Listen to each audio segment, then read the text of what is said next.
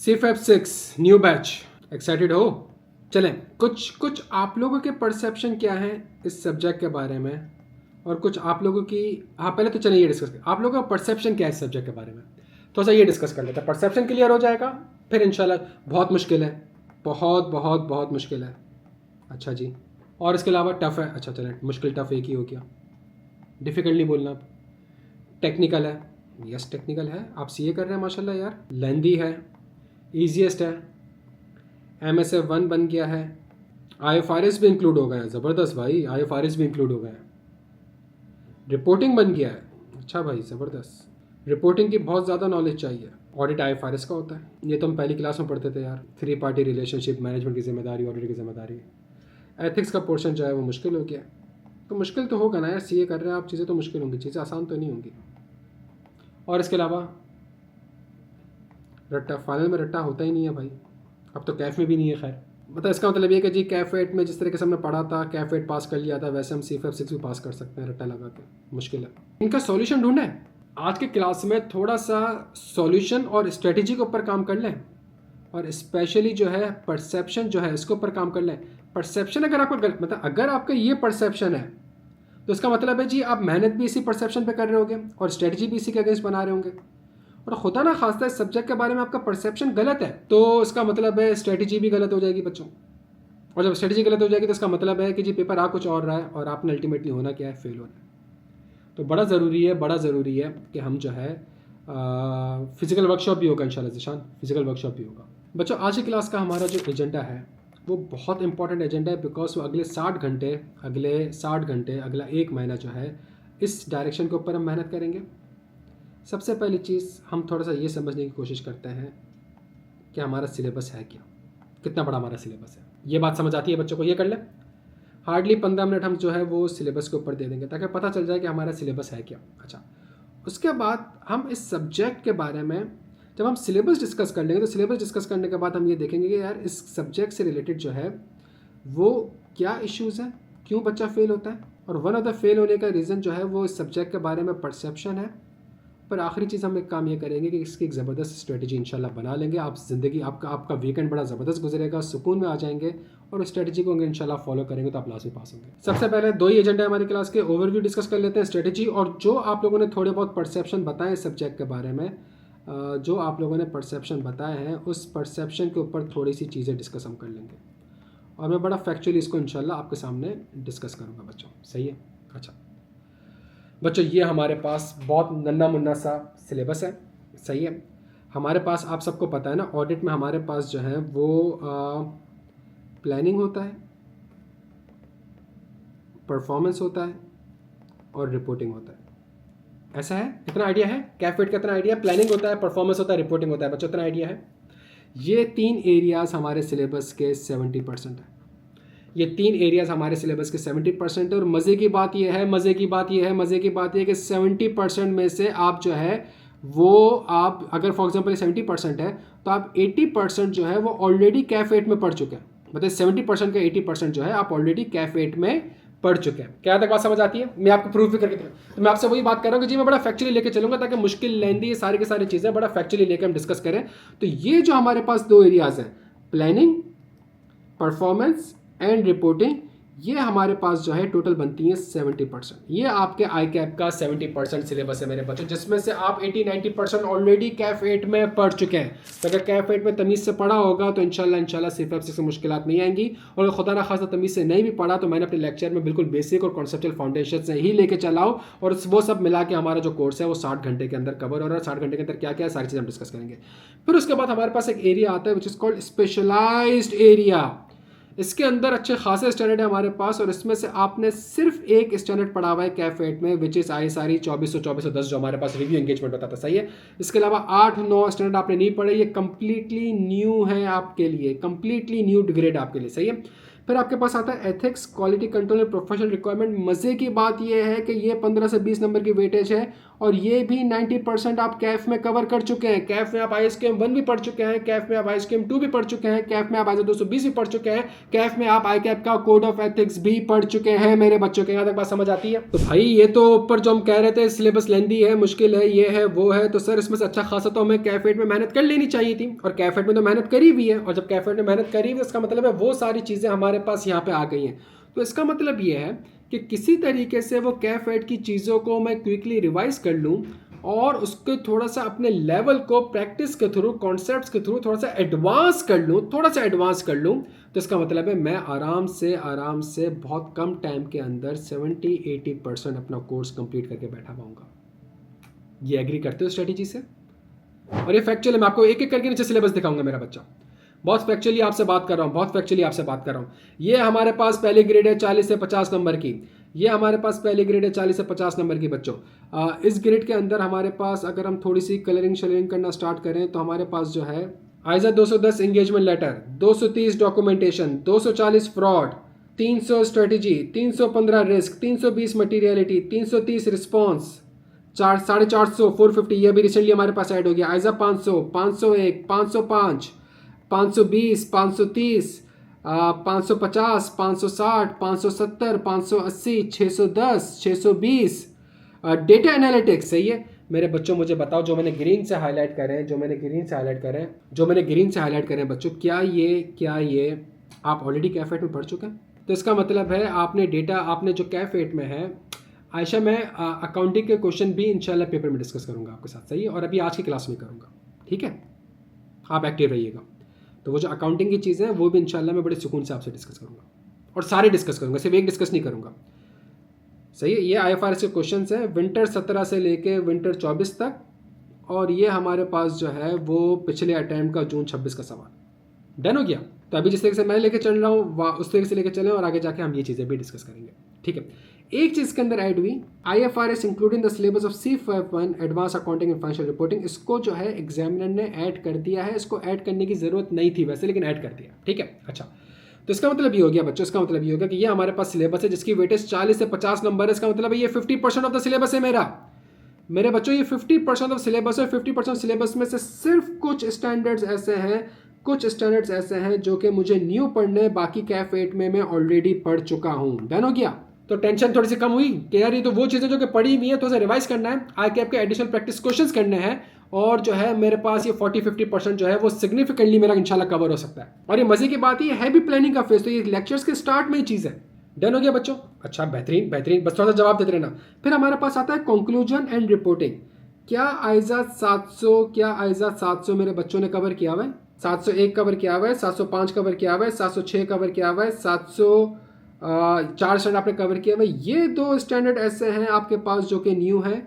ये 2 स्टैंडर्ड मेरे बच्चों सिर्फ और सिर्फ न्यू है आपके पास, बाकी 4 स्टैंडर्ड्स आप ऑलरेडी कवर कर चुके हैं। तो इस 15 से 25 में से भी अगर आप देखें तो 10 से 20 मार्क्स की कवरेज आपकी ऑलरेडी हुई है, आपने कैफ में इसको ऑलरेडी पढ़ा हुआ है मेरे बच्चों। सेम चीज़ हमने करनी होगी, थोड़ा सा उसको एडवांस लेवल पे पढ़ लेंगे। थोड़ा सा एडवांस लेवल पे पढ़ने के साथ साथ हम क्या करेंगे, हम उसके मजीद जो है वो ड्राफ्टिंग और मजीद ICAP लेवल के जो प्रैक्टिस क्वेश्चन हैं उसको कवर कर लेंगे। बेहतरीन हो गया मेरे बच्चों। सेशन हमारा जो है वो इंशाल्लाह 5:30 पौने 6 तक चलेगा। बिल्कुल एक्टिव रहना, बिकॉज परसेप्शन मैंने आपको सही करवाना है आज, सही है, और थोड़ा सा आपके जो है वो स्ट्रेस लेवल को कम करना है। तो ये दोनों मिला के हमारे पास 70 मार्क्स बनते हैं बच्चों। मुझे ईमानदारी से बताओ क्या 70 मार्क्स में से मैं कह सकता हूँ कि 50 मार्क्स में ऑलरेडी कैफ में पढ़ चुका हूँ? बेहतरीन हो गया। फिर मेरे पास एक ग्रेड आती है स्पेशलाइज्ड एरिया की, जो कि कम्प्लीटली न्यू ग्रेड है, सही है। यहाँ से लेके यहाँ तक और ये सारे स्टैंडर्ड आपके पास कुछ बनते हैं 13 स्टैंडर्ड्स। ये 13 स्टैंडर्ड्स की वेटेज जो है वो सिर्फ और सिर्फ 15 से 20 मार्क्स की है। और अगर ये 13 स्टैंडर्ड जो हैं अगर आप ऊपर देखें तो ऊपर जो न्यू स्टैंडर्ड्स ऐड हुए हैं वो मुश्किल से 6 होंगे।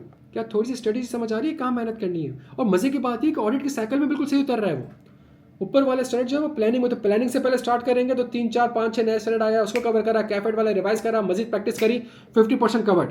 और फिर मेरे पास एथिक्स आ रहा है, क्या एथिक्स कैफेट में पढ़ा हुआ है? क्या ISQM 1 कैफेट में पढ़ा हुआ है? अगर ISQM 1 हम पढ़ते हैं ना कैफेट में, हमारे सिलेबस का पार्ट है ना बच्चों। अगर आपने पहले पढ़ा था, अगर आपने पहले क्लासेस पहले पास किया हुआ है और रिसेंटली जो हमारे पास ऐड हुआ है, कोई मसला नहीं है। तो इसमें भी अगर आप देखें तो 15 से 20 नंबर में से, चले मैं यूँ कह लूँ कि 10 से 15 मार्क्स वो हैं जो कि मैं कैफेट में ऑलरेडी कवर्ड। मतलब ऐसा नहीं है कि मुझे नहीं पता कि कोड ऑफ एथिक्स क्या होता है, ऐसा तो नहीं है ना बच्चों। मुझे पता है ना सर्विस सेल्फ व्यू थ्रेट क्या होता है, सेल्फ इंटरेस्ट थ्रेट क्या होता है। अबीर बेटा एथिक्स जो है वो फाइनल के लेवल पर, टेस्टिंग लेवल जो है वो उसका एडवांस है। मेरा बच्चा, मुझे पता है ना यार जानी, मुझे पता है, मुझे बिल्कुल पता है। तो वही तो मैं आपसे कह रहा हूँ कि इसको थोड़ा सा हमने जो है वो ग्रॉसअप किया। ग्रॉसअप करने के बाद जो है वो थोड़ा सा हमने इसको जो है वो इसके मजीद प्रैक्टिस करें, कॉन्सेप्ट्स हमने वापस से सारे लिए। तो इसका आपको समझाने का मकसद ये है बच्चों, समझाने का मकसद ये है कि आप जो परेशान हो जाते हैं और टेंशन में आ जाते हैं और स्ट्रेस में आ जाते हैं, वो स्ट्रेस में आप ना आए। आप तो ये सोचें यार कि मैं आज के दिन जो है वो मैं एक सब्जेक्ट पास कर चुका हूँ, मुझे उन एरियाज़ को जल्दी से रिवाइज़ करना है, और फ़ौरन से रिवाइज़ करने के बाद जो है जो मेरे पास प्रैक्टिस क्वेश्चंस हैं, जो पास्ट चैप्टर्स हैं, उनको अटैम्प्ट करना है ताकि मुझे ICAP का लेवल पता चले।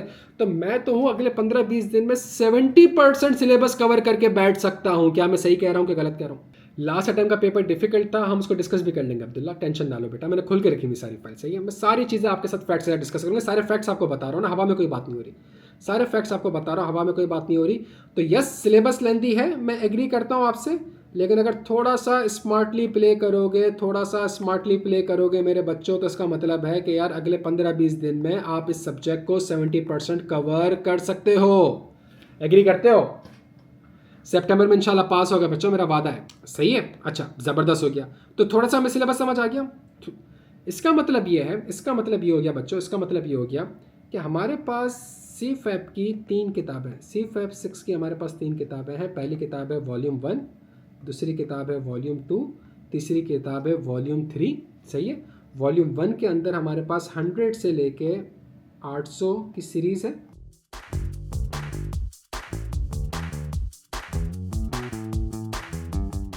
सारी, जिसकी वेटेज हमारे पास कितनी है, 70%। फिर वॉल्यूम 2 में हमारे पास स्पेशलाइज्ड स्टैंडर्ड्स हैं,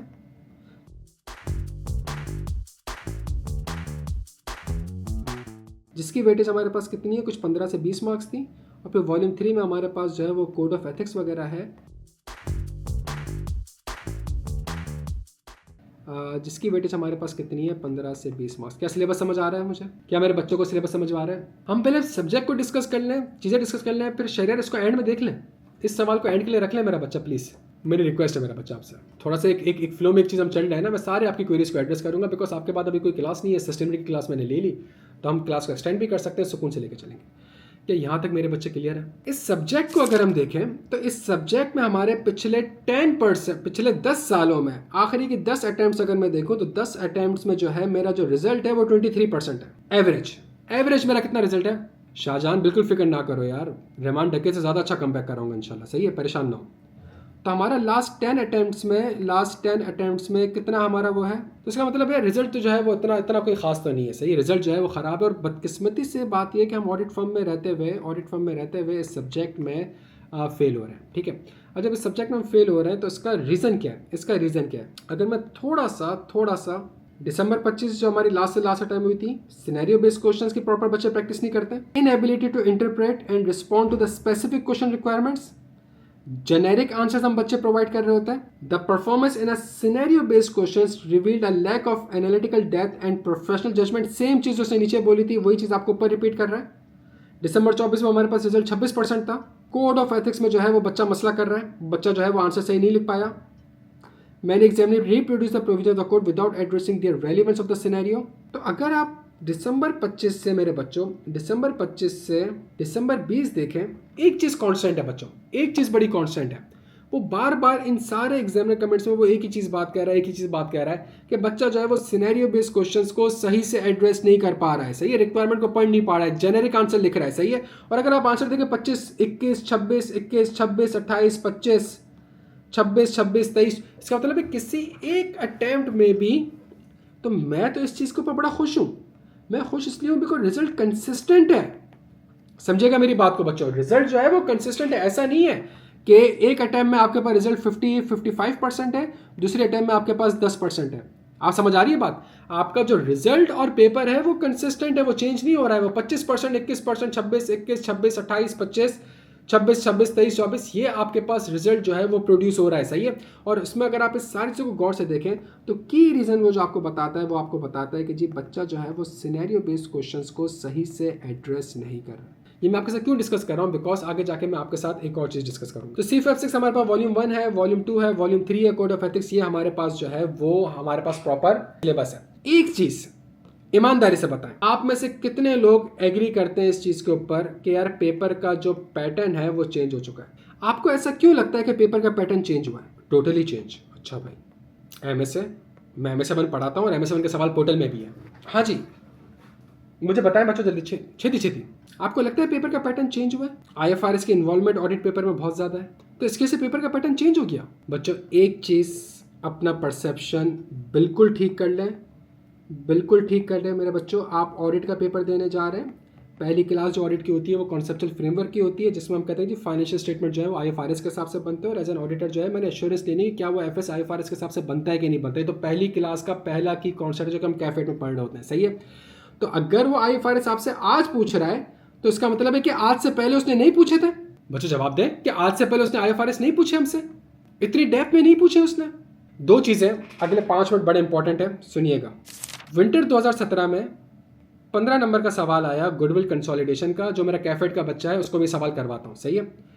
समर 18 में शेयर बेस्ड पेमेंट्स आई है। विंटर 20 में 12, 15, 25 नंबर का सवाल हमारे पास आया साइबर अटैक से और IFRIC 1 से।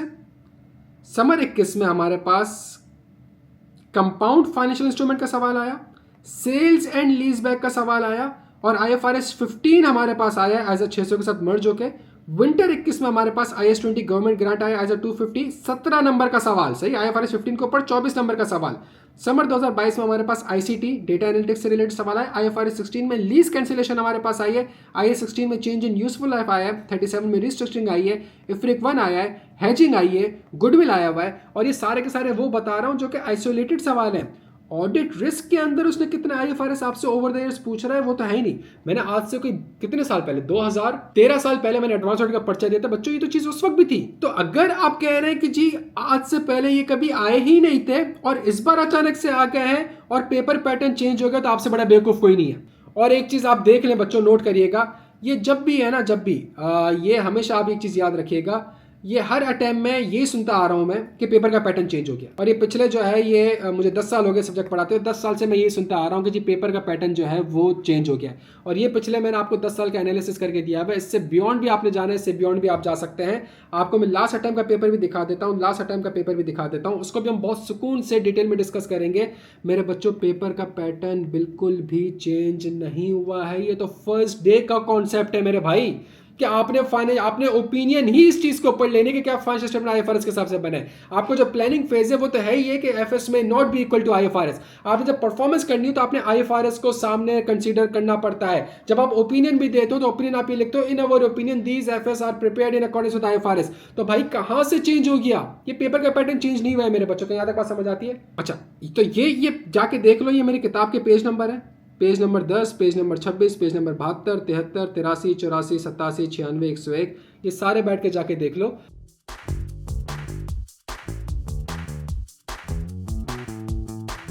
चलो मैं तुम्हें एक और चीज़ बताता हूँ, सुनो। हम लास्ट टाइम का पेपर डिस्कस करते हैं। क्वेश्चन नंबर 1 कहाँ से आया? जिशान वही डिस्कस कर रहे हैं, आ जाओ बेटा, अभी आ जाओ हाथ के हाथ। क्वेश्चन नंबर 1 कहाँ से आया मेरे बच्चों? जल्दी से आ जाओ ना, चलो देखो बच्चों टाइम नहीं है, कोर्ट से आया, सही है, कह सकता हूँ प्योरली ऑडिट का सवाल है। Question number 2 required the auditor's attention arising from the Global Connect 360 arrangement and outline the key audit procedure to be performed in this respect। इसके अंदर जो है ये हमारा सवाल आया प्योरली IFRS 15 से, इसको 2 मिनट दे मैं आपसे डिस्कस करता हूँ, सही है। तो हम ये डिस्कस कर रहे थे भाई कि क्वेश्चन नंबर 1 जो हमारे पास है, वो प्योरली कोड ऑफ एथिक्स का है। क्वेश्चन नंबर 2 हमारे पास जो है इसके अंदर IFRS 15 है, थोड़ी देर में, और IFRS 15 पहली बार नहीं आया है। IFRS 15 पहली बार, ये जो सवाल है, जो इसका आंसर है, ये 10 बार पूछ चुका है, सही है। क्वेश्चन नंबर 3 की तरफ अगर हम जाएं, क्वेश्चन नंबर 3 में हमारे पास है audit risk arising from the above scenario, purely आपका ऑडिट का सवाल है। क्वेश्चन नंबर 4 ISA 3402, 15 नंबर का सवाल, प्योरली आपका ऑडिट का सवाल है।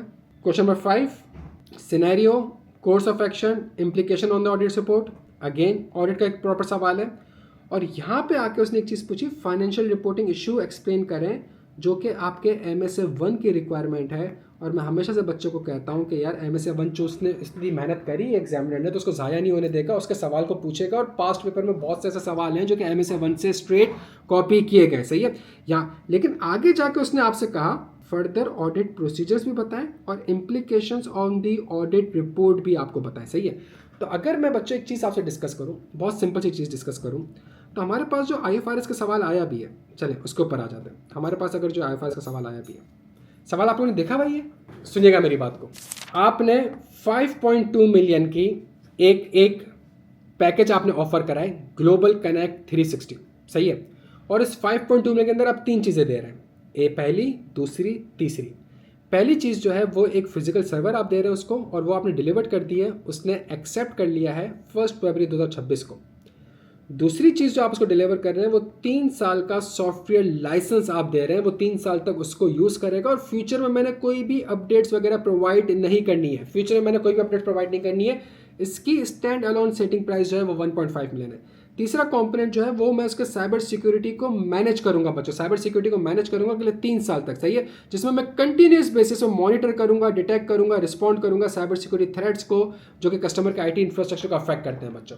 मुझे सिर्फ इतना बता दें, छोड़ दें आपने FFR पढ़ा है कि नहीं पढ़ा, मुझे सिर्फ इतना बताएं मेरे बच्चों, क्या ये IFRS 15 है? सुनिएगा, बड़ी बेसिक सी बात मैं आपसे कर रहा हूँ। अच्छा बच्चों, अगर ये IFRS 15 है तो क्या इसके अंदर एक से ज़्यादा परफॉर्मेंस ऑब्लिगेशन है? क्या ट्रांजैक्शन प्राइस को उन परफॉर्मेंस ऑब्लिगेशन में एलोकेट करना पड़ेगा? मैं आपके FR2 के कॉन्सेप्ट पे बात कर रहा हूँ अभी। और उसके बाद हर परफॉर्मेंस ऑब्लिगेशन चूंकि डिस्टिंक्ट है, तो क्या उसकी डिफरेंट अकाउंटिंग पॉलिसी होनी चाहिए? कोई शायद ये पॉइंट ऑफ टाइम पे हो, लेकिन ये दो वाले ओवर द टाइम हो। ये ऐसा हो सकता है, तभी तो डिस्टिंक्ट करने की बात कह रहा है आपसे। वो कह रहा है सवाल में कि ऐसे कौन से मैटर्स हैं that requires the auditors attention, और फिर वो आपसे कह रहा है कि की ऑडिट प्रोसीजर्स बताएं, और फिर वो आपसे कह रहा है की ऑडिट प्रोसीजर बताएं। बच्चों, ऑडिटर्स अटेंशन में आपको नहीं लगता कि मेरी पहली ऑडिटर्स अटेंशन ये होगी कि एक से ज़्यादा परफॉर्मेंस ऑब्लिगेशन है? अच्छा क्यों है? क्या ये सवाल में लिखा हुआ है?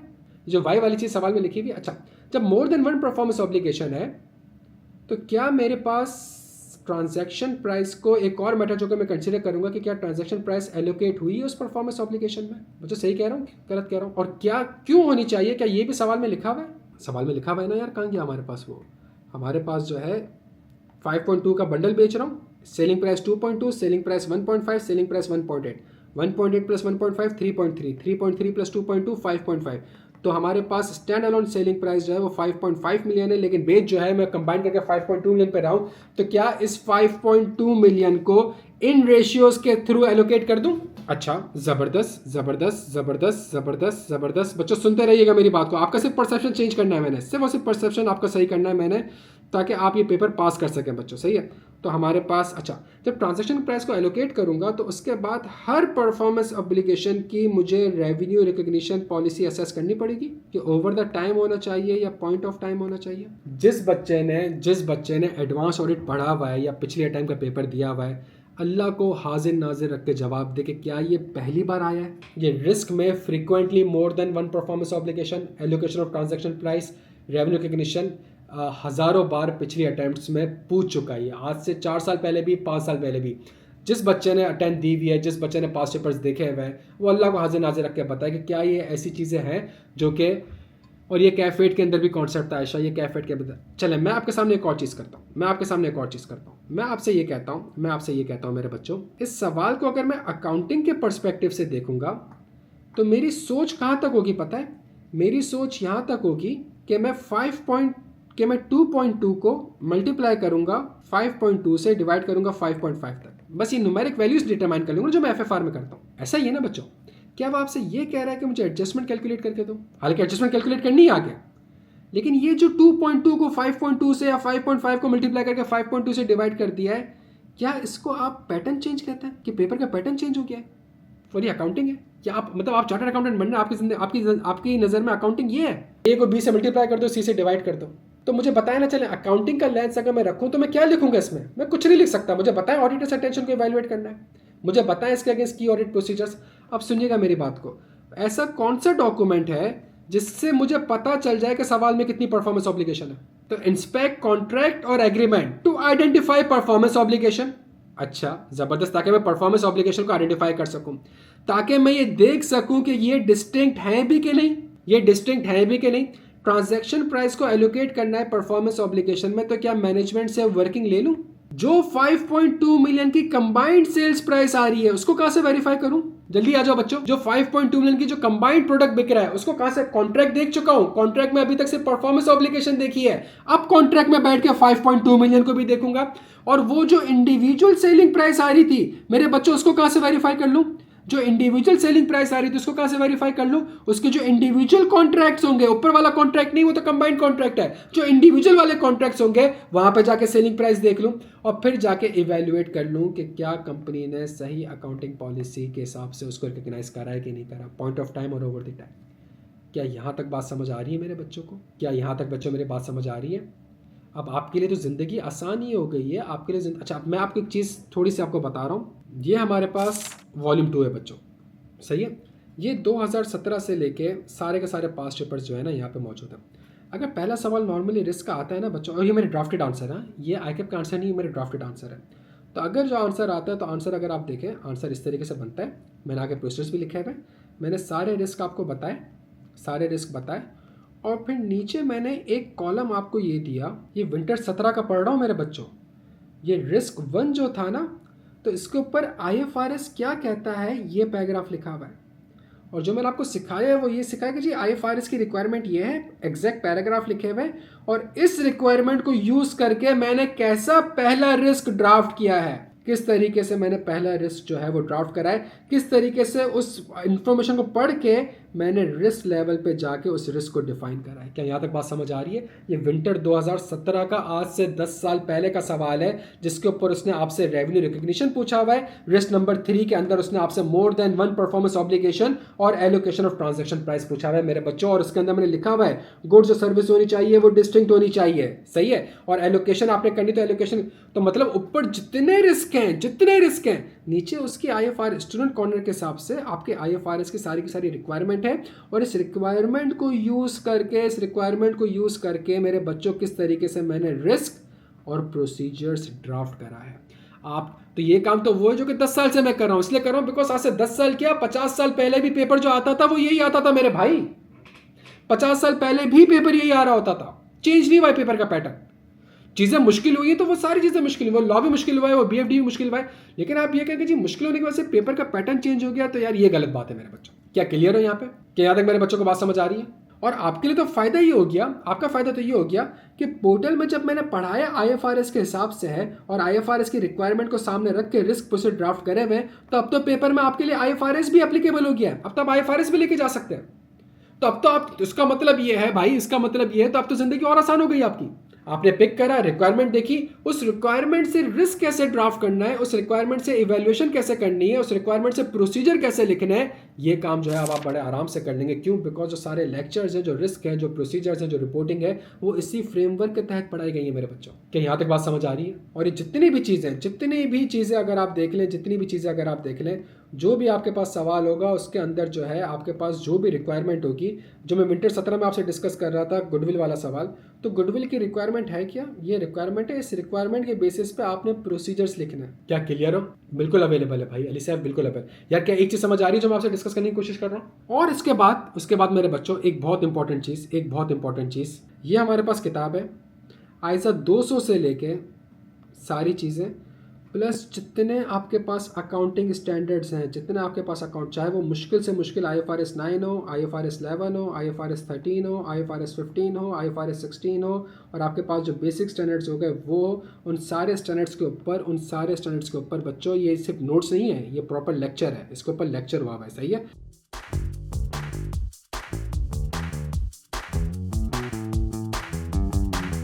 और मैं अगर आपको एक चीज़ दिखा दूँ, यहाँ पे पेज नंबर 413 पे था, ये आपके पास IFRS 9 है, IFRS 9 का स्कोप क्या है, स्कोप के ऊपर क्या रिस्क हो सकता है और उसके अगेंस्ट हम क्या प्रोसीजर परफॉर्म कर सकते हैं, इस लेवल पे जाके लेक्चर और नोट्स है मेरे बच्चों, समझने की कोशिश करिएगा कि IFRS 9 का स्कोप क्या है और उस स्कोप के ऊपर क्या रिस्क हो सकता है, प्रोसीजर क्या है, और फिर सबसे पहली चीज हम रिकॉग्निशन करते हैं, तो रिकॉग्निशन और डी रिकॉग्निशन के ऊपर क्या रिस्क हो सकते हैं, उस रिस्क के अगेंस्ट क्या प्रोसीजर्स होंगे, इनिशियल मेजरमेंट के ऊपर क्या रिस्क हो सकते हैं, क्या प्रोसीजर्स हो सकते हैं, उसके बाद हमारे पास classification of financial liabilities, embedded derivatives, जितने भी concept, subsequent measurement, modification of contractual terms, जितने भी कॉन्सेप्ट IFRS 9 के अंदर हैं प्यारे बच्चों, उन सब के ऊपर जो आपका है वो रिस्क प्रोसीजर्स दोनों चीज़ें कवर्ड है और इसके ऊपर लेक्चर है मेरे बच्चों। क्या यहाँ तक बात समझ आ रही है?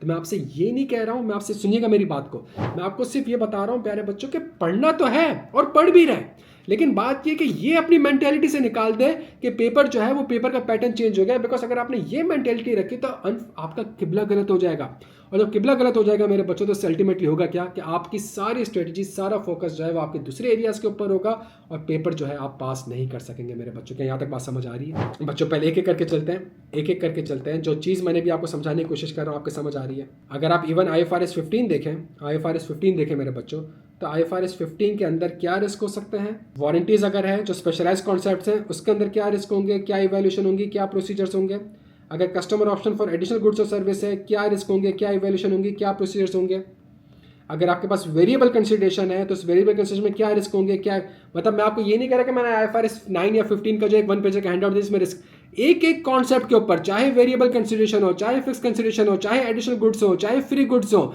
चाहे वारंटी हो, चाहे कॉन्ट्रैक्ट कॉस्ट हो, हर एक स्पेशलाइज्ड कॉन्सेप्ट के ऊपर आपके पास क्या रिस्क होंगे, क्या इवैल्यूएशन होगी, अगर नॉन कैश कंसिडरेशन होगी तो क्या रिस्क इवैल्यूएशन प्रोसीजर्स आपके पास होंगे बच्चों। क्या तक बात समझ आ रही है आपके?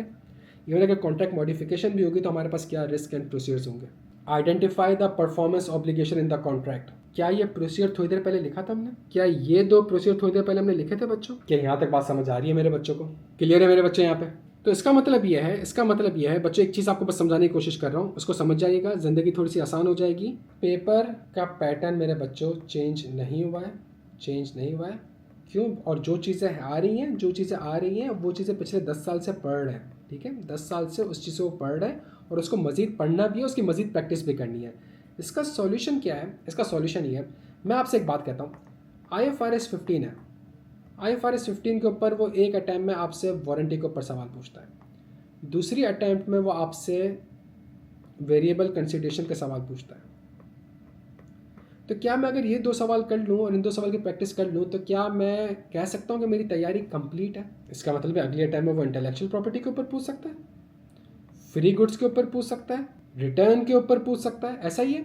बस आपको मैं ये समझाने की कोशिश कर रहा हूँ कि ये वाली जो चीज़ है ना प्यारे बच्चों, इसको भी हमने कवर की हुई ऑलरेडी, कवर्ड है, ये कवर्ड है, ठीक है। और करना क्या है कि इसके ऊपर हम करेंगे क्या मजीद, और इन सारी चीज़ों के ऊपर जो सवाल वो कॉपी कर रहा है, वो सवाल कॉपी कहाँ से कर रहा है आपको पता है? वो सवाल MSA 1 से कर रहा है। तो पोर्टल के अंदर MSA 1 के जितने भी सवाल हैं वो सारे के सारे ऑलरेडी इंक्लूडेड है।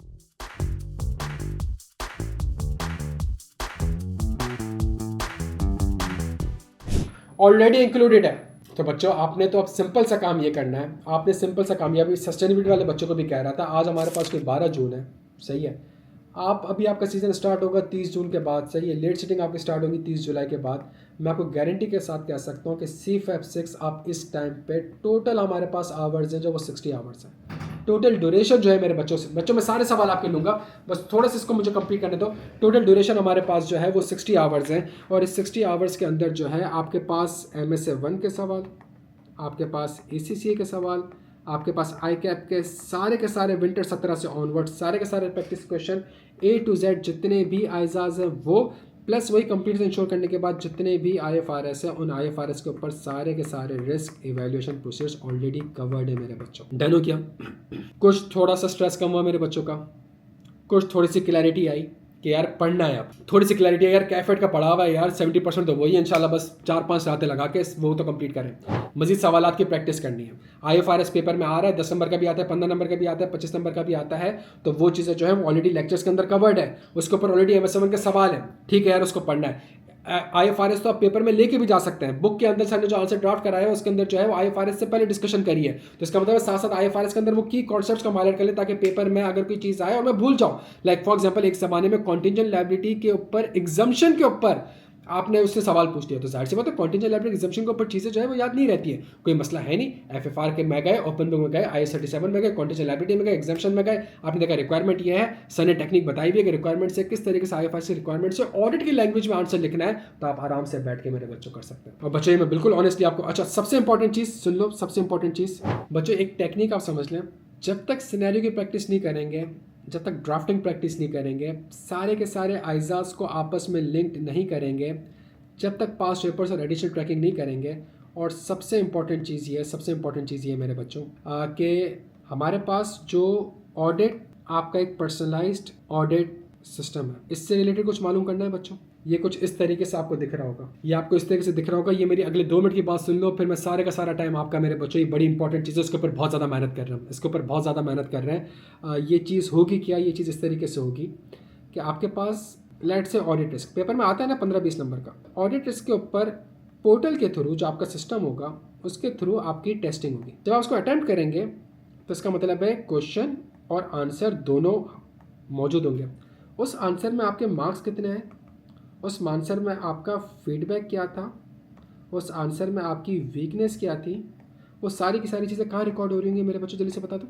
वो डेटाबेस में रिकॉर्ड हो रही होंगी, और वो डेटाबेस इन सारी चीज़ों के बेसिस पे डिसाइड करेगा कि यार नॉर्मली एक स्टूडेंट को क्या करना चाहिए। यार अगर मैं वीक हूँ तो मुझे क्या करनी चाहिए बच्चों, अगर मेरा ऑडिट टेस्ट जो है वो प्रॉपर मार्क्स नहीं आ रहे, कम मार्क्स आ रहे हैं, ये वीकनेस हो रही है, गलतियाँ हो रही है, तो मुझे क्या करना चाहिए।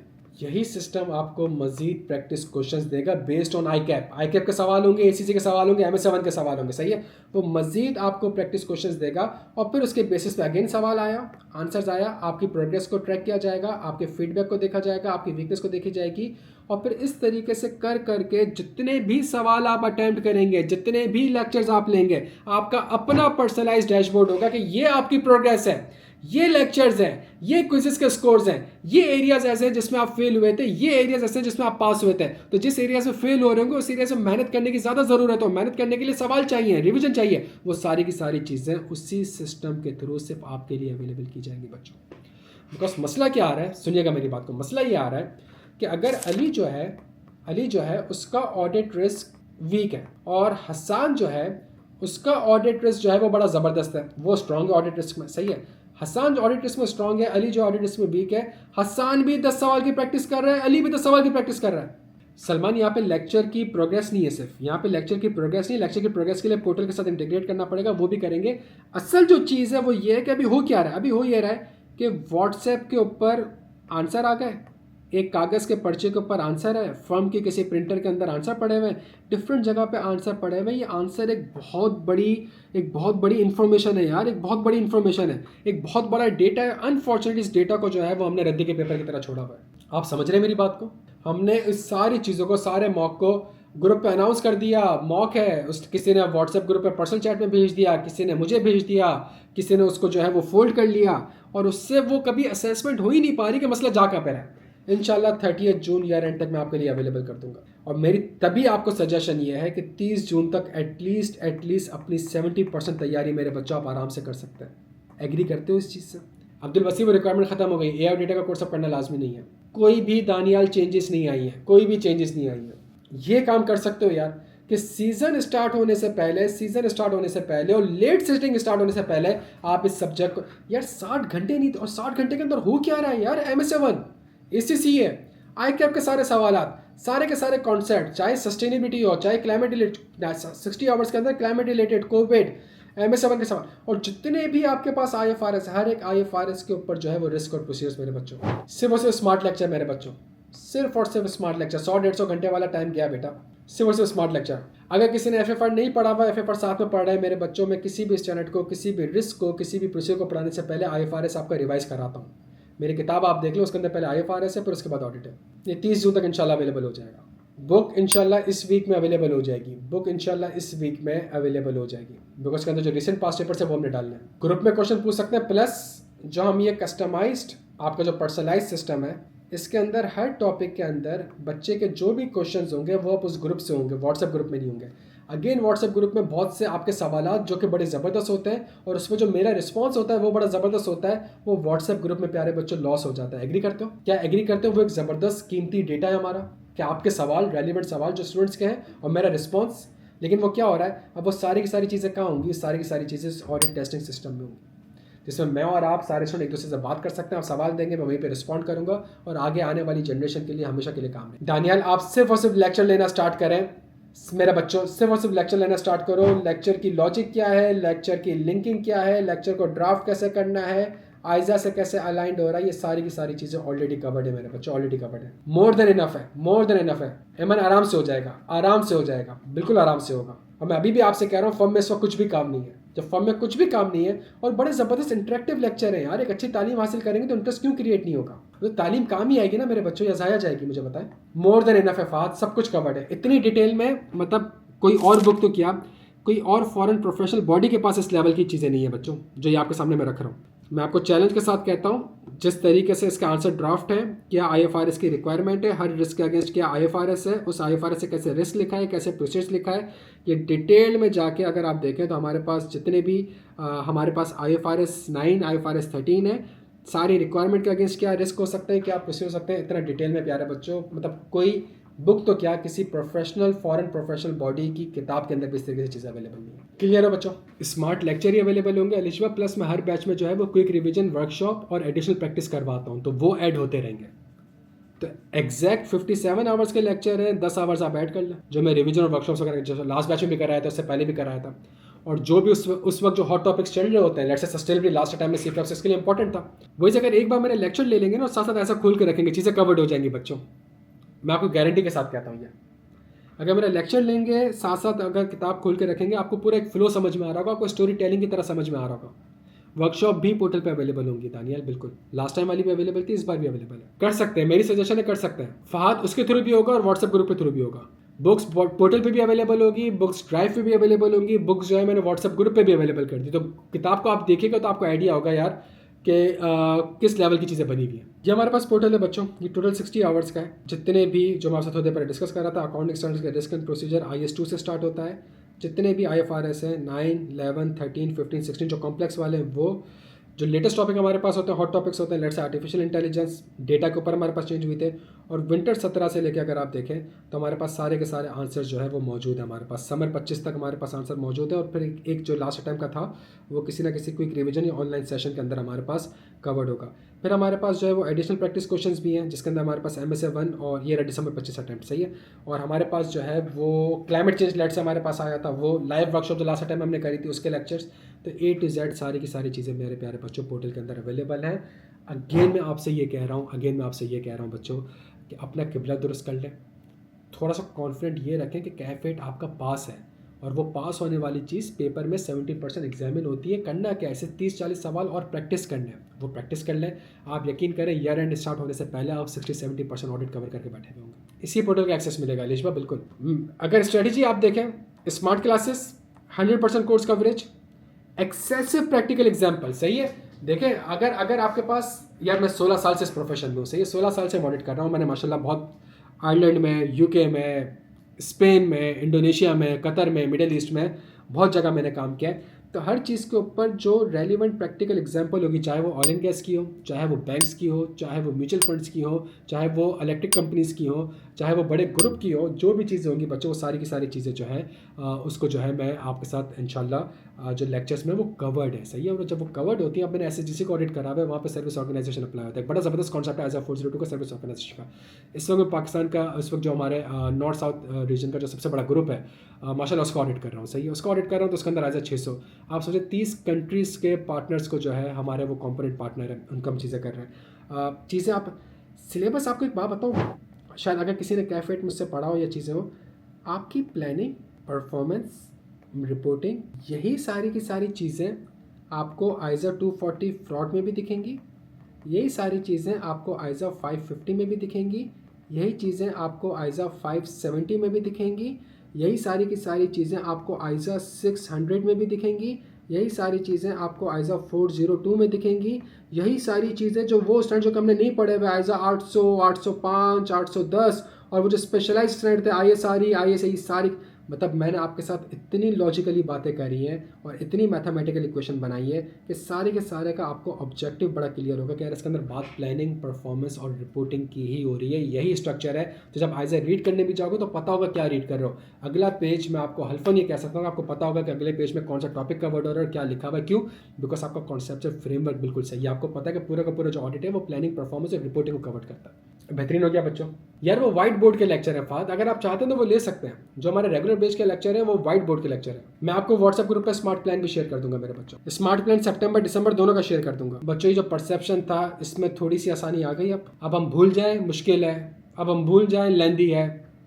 ये सारी की सारी चीज़ें मेरे बच्चों ऑलरेडी कवर्ड है, पिछले 10 साल से कवर्ड हो रही है। सही है, तब अल्लाह का नाम लें, स्टार्ट करें, चीज़ें देखना स्टार्ट करें और इंशाल्लाह जो है वो पेपर लास्ट में पास होगा। हिम्मत करें, नियत करेंगे तो पेपर पास होगा यार, इस तरह पास नहीं होता। Q&A सेशन होगा, प्लस व्हाट्सएप ग्रुप पे एक्टिव होंगे, प्लस वो जो पर्सनलाइज सिस्टम है उसके थ्रू, 3 चीज़ों के थ्रू होगा। सर ओपन बुक कैसे यूज़ करना है, कैसे यूज़ नहीं करना, तो जब मैंने आपको पास पेपर्स करा रहा हूँ तो पास पेपर्स कराते मैं आपको बताता हूँ कि जी क्या इसमें ओपन बुक हेल्प करेगी कि नहीं करेगी। करेगी तो चले ओपन बुक में मूव करते हैं। और ओपन बुक में ये लिखा हुआ है तो ये लिखा हुआ है, पेपर सवाल में ये लिखा हुआ है, दोनों को मिला के आंसर कैसे ड्राफ्ट करना है। तो ओपन बुक की इस तरीके से मैंने आपको हर एक सवाल में प्रैक्टिस कराई है, जिस तरह मैं लॉ में करवा रहा होता हूँ। लास्ट अटेम्प्ट का पेपर नेक्स्ट वीक डिस्कस कर लूँगा। पेपर लास्ट ही पास होगा बच्चों, बिल्कुल बेफिक्र है। उस्मान ये अभी नया बैच है ना बच्चा, तो जो नया बैच है पहले उसकी क्वेरी सब रिजॉल्व कर लेना यार।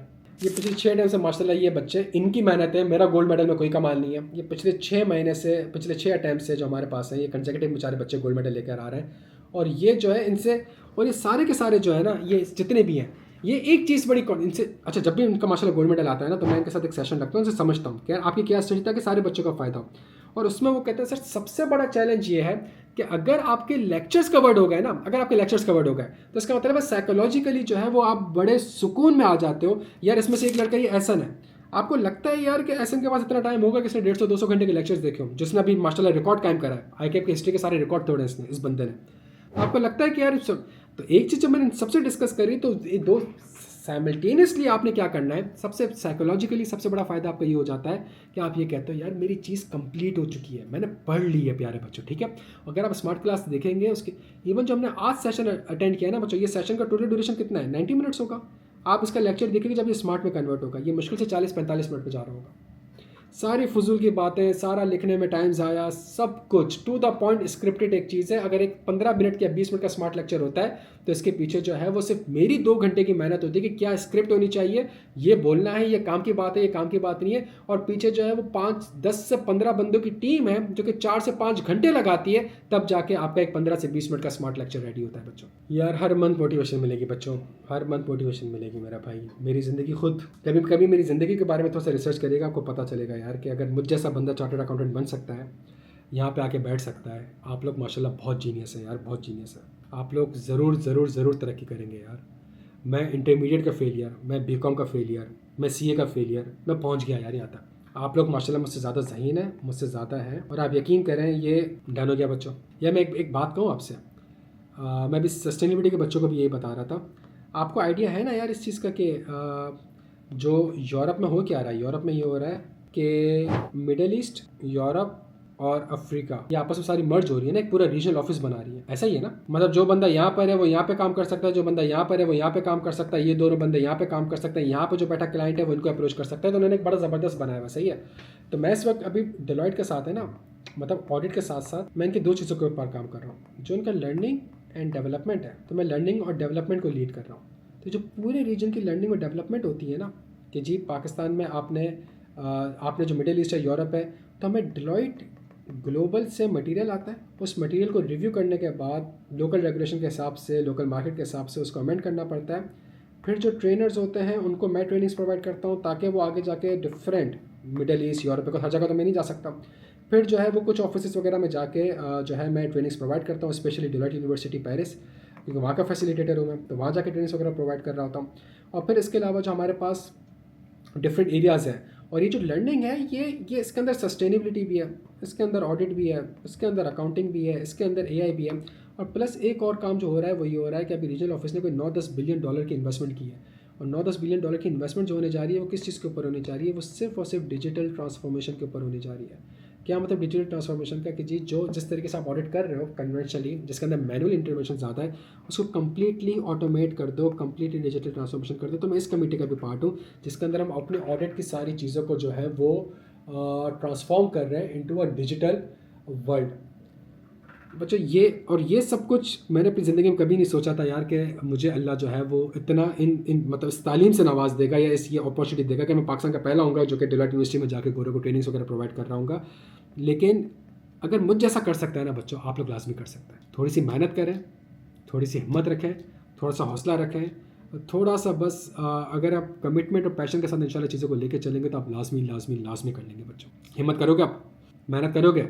चलें बच्चों, ज़बरदस्त ज़बरदस्त ज़बरदस्त। अपना बेहद ख्याल रखिएगा, दुआ में याद रखिएगा। बुक हार्ड में वहीद से भी मिल जाएगी एक हफ्ते में और आईक्यू से भी मिल जाएगी। थैंक यू सो मच बच्चों इतने शॉर्ट नोटिस में क्लास अटेंड करने के लिए। इंशाल्लाह मुलाकात होती है वापस मेरे बच्चों। Thank you so much.